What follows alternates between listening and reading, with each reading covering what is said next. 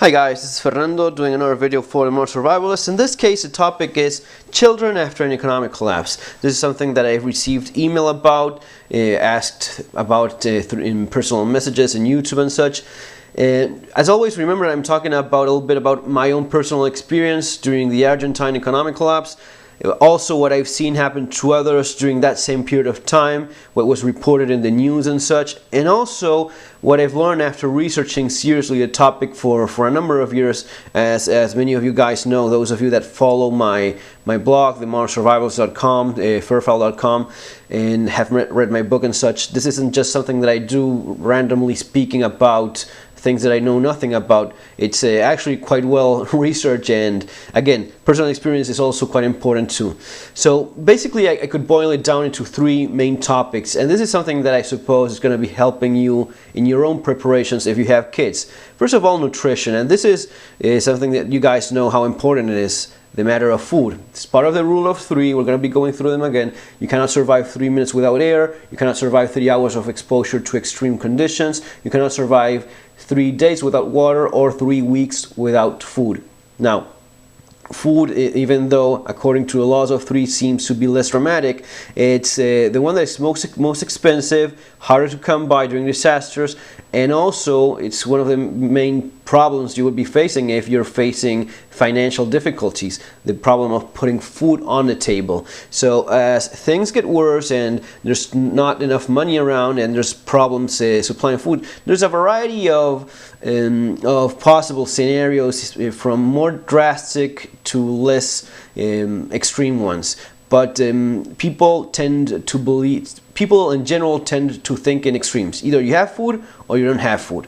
Either you're okay or you're not. There's always remember this, folks. There's always that huge scale of grays across the spectrum, and you may be finding yourself in one or the other. Right? Just think of it this way: in terms of food and everything else, you have from the most extreme top one to the less dramatic one, and there's always this in-between thing that you have. During the economic collapse, is it possible that people starve to death? This would be the most extreme one. This could happen. Yeah, people could end up dying because of lack of food. It's actually a quite slow process, but there's a number of people that have died every day because of lack of food during the Argentine economic collapse, and in economic collapses in other countries, and also in disasters of greater magnitude across the world and in different periods of history. You can starve to death. That's why food is so important. Now, having said that, there's this entire scale of gray in between. And let's talk a little bit about that for a second. One of the things we noticed that made us realize how hard the economic collapse was impacting our country was the reports from children going to school and either falling asleep, having attention problems. But this is maybe the one that was most noticeable. The kids falling asleep and collapsing, losing consciousness because of lack of food. Okay, there was a little bit of food around, not so much. Kids would go without eating for 1 day, maybe 2 days. In Argentina at that time and still now, children are fed in school, but for millions of them actually, that meal they get in school is the only meal they have. So the stories we were hearing were of children going to school, eating there, and that being their only meal. Kids would go home, and maybe during the entire weekend they would not have anything to eat. So one of the things that I mentioned in my book as well, I actually made a transcript of that in one of the chapters here, is the interview to a little girl called Barbarita. The reporter asked her how long has it been since she last had eaten. And she started to cry, and she said that she hadn't eaten in the last couple of days. And you could notice she was very thin. She was wearing her white school uniform and such, but she was so skinny, so thin, that you realize that it was true. This was a girl that wasn't eating properly. She would skip days without eating, and that's a story that is true for millions of people in poor countries or countries that are struggling. All right. that would be a little bit down the scale here. I mean, you're not getting properly food, you're not getting the proper nutrition for growing healthily. You're not starving to death, all right? That would be a little bit more extreme, actually. You didn't actually die, but you're not being fed properly as a child, and that will have an impact in the future. It's going to be impacting not only the way you grow, but how intelligent you are as well. Again, something that we've seen back in Argentina. Kids growing up and not having, not reaching their top IQ potential because of lack of proper nutrition. All right. Now let's keep going a little bit down that scale of how dramatic all this is. And this is something that I would have found myself when I first got married and starting a family and not having lots of money around and such. We didn't go hungry at any moment. Now the financial problem was enough that we couldn't buy what we liked. We bought what we could, and that was true also in terms of food. So this is something that you notice. For example, protein, okay, it's kind of expensive, all right? Pasta, all the staples and such, beans and rice, those are all things that are cheap. Now, if you have a little money and you have to make compromises, you put on the table what you can afford, and that's something that you notice. You would stop having as many protein, not as much meat, and maybe not as much fresh fruits and vegetables and that sort of thing. So is this as nearly as dramatic as your children collapsing in classroom because of lack of nutrition? No, but it's still not that great, and it's still not something that I would desire on anyone, really. And the way you avoid this is by preparing properly. Keep this in mind when you're building up your food supply. Keep in mind the importance of canned meats, canned proteins, meat, chicken meat, fish, anything that is protein is of importance, because it's going to be cheaper for you later to somehow get maybe a bag of rice, a bag of dried pasta or something like that, but meat may not be as cheap as it was once. All right.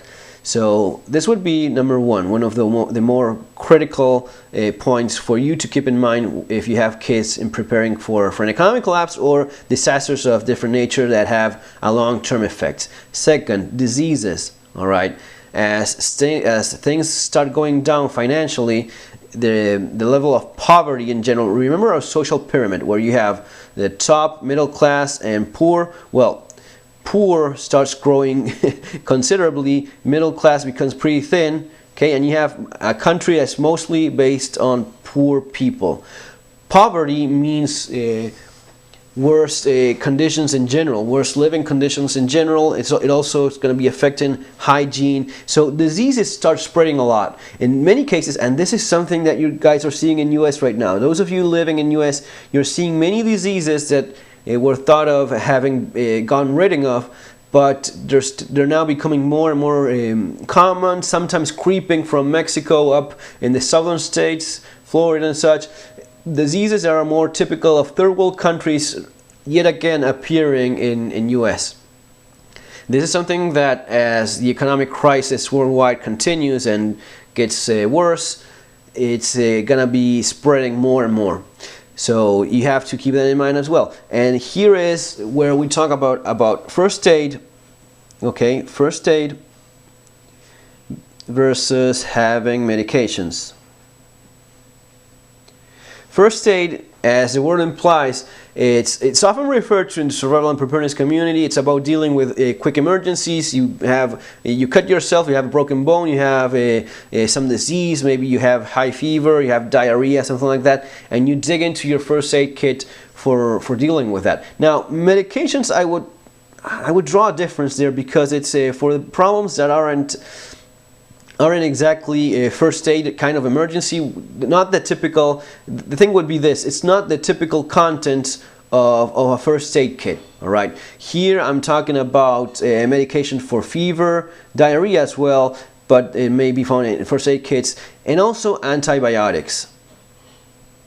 And this is a topic that it's kind of taboo to some degree, because there's always a problem of people taking these not knowing exactly for there's antibiotics for specific kind of infections and needs, and there's always a fear of people taking those when you don't need them. Okay, yeah, you're not supposed to do that. Now the thing is, if you have an infection and it's out of control, the only thing that's going to be saving you is this, antibiotics. I cannot emphasize enough how important it is to be properly educated in terms of what antibiotics work for what disease or what problem, what infection, and having that information and having them at hand for when you need them. Because if something goes down where you cannot reach a hospital or you cannot have medical attention, it's going to be up to you to solve this. Okay.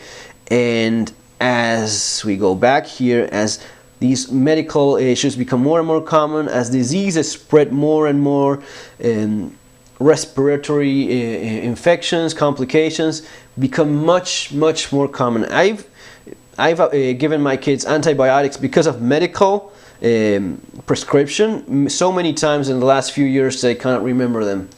So many times to my kids. They needed them. The doctors prescribed them. I quickly understood how important they were, and I stocked up on these. I bought these. Now I get it that it's hard some cases in US for getting antibiotics. Still, make an extra effort to find a way to solve that, at least to some degree. There's information online. Dig into that and get informed. As always, information is critical for all this stuff. Finally, the problem of stress, which is sometimes not as often referred to and maybe not fully understand. People think of stress as, you know, some dramatic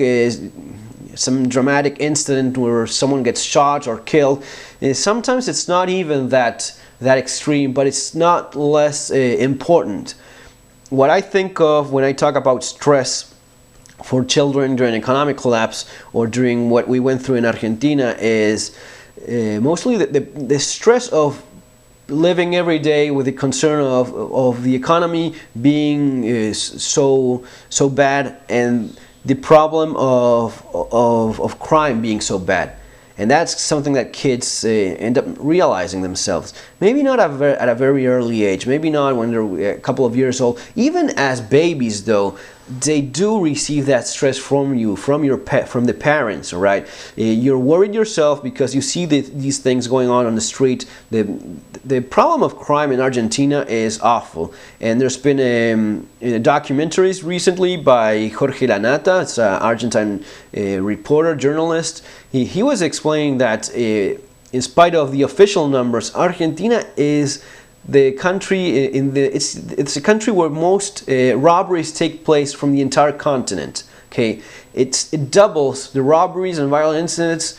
It doubles the ones from Brazil. Okay, doubling the crime problem from Brazil is very bad. Okay, it's not being reflected properly by the latest statistics. In this report by Jorge Lanata, he actually explains that Argentina hasn't been even reporting or doing census in terms of crime in the last 4 years.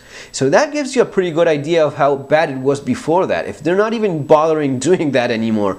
But well, I'm digressing and it's getting off topic. The thing is that the crime problem is huge, and the stress that you suffer because of that is something that you may end up transmitting to your kids. Same as the financial uncertainties and problems you may be facing, not having a job, not making enough money, inflation destroying your purchasing power. All that anguish that you suffer yourself, you're gonna be transmitting that, okay, to your kids. It's very hard not to do that, not to transfer that to your kids. It's very hard not to bring that home when it's happening. Problems at work, lack of work, the concerns of people getting hurt. They overhear conversations. It happened to me so many times. I know that for a fact. I was talking with a neighbor, a friend. We were talking about the crime problem, how bad it was. Maybe if a friend got hurt, got shot recently, if a friend got killed, and you cannot avoid that. You try to avoid it as much as possible, but it's impossible to separate your kids.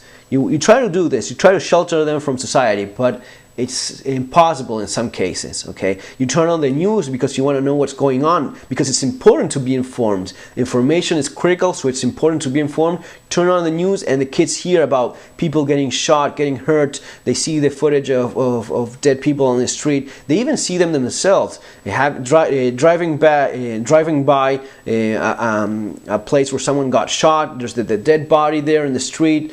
Kids see all that. You tell them, well, let's look that way, don't look over there. It's impossible. It's impossible to shield them completely. Try doing that as much as possible, but know that you're going to be failing to some degree. So understand this, talk to them a lot, talk to them about the problem, ensure them.